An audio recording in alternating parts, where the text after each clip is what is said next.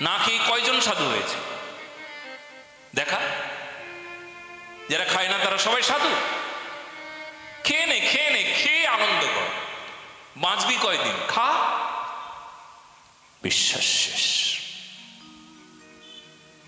বন্ধুর সঙ্গে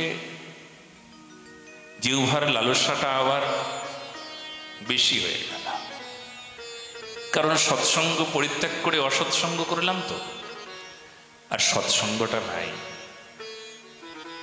বিশ্বাস ছিল, বিশ্বাসটা ভেঙে গেল অসৎসঙ্গে।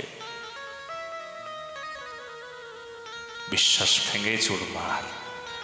আগে বিশ্বাস হয়েছিল ভগবান তোমার প্রসাদ পাবো, জিহ্বার লালসায় এদিক ওদিক তাকাবো না, যা খুশি তাই খাবো না, মনকে সংযম করব। বিশ্বাসটা ভেঙে গেল। কে ভেঙে দিল গো? যেই ভেঙে দিক, অসৎসঙ্গ বলুন, আপনার মায়া বলুন, কাম বলুন, লোভ বলুন, জিহ্বার লালসা বলুন, যাই বলুন না কেন, কিন্তু তার জন্য তো ভেঙে গেল। এই যে ভেঙে গেল, এটা আসলে বিশ্বাস ছিল না। বিশ্বাস তাকে বলেই যার নাম দৃঢ় বিশ্বাস। অবিশ্বাস কখনো কেউ কোনোদিন ভাঙতে পারে না। কার মতন? প্রহ্লাদের মতন।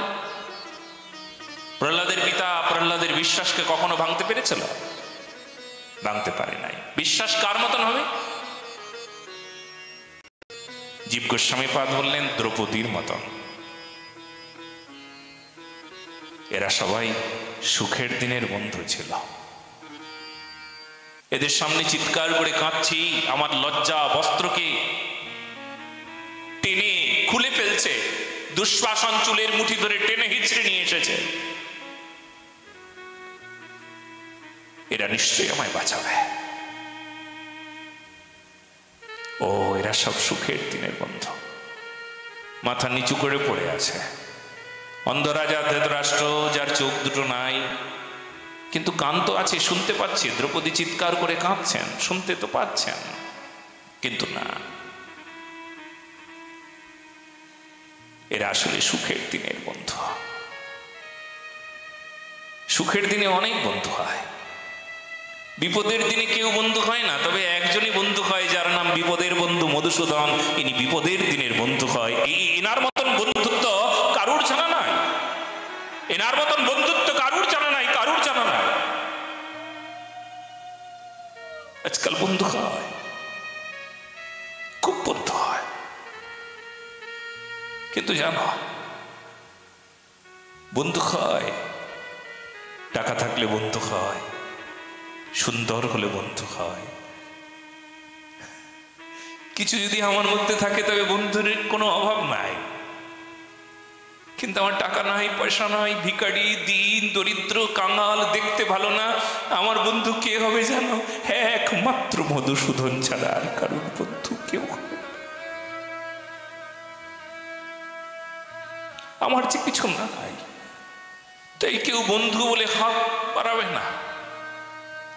এই কলিকাল, কলি না কলি, এটাই যে নিয়ম।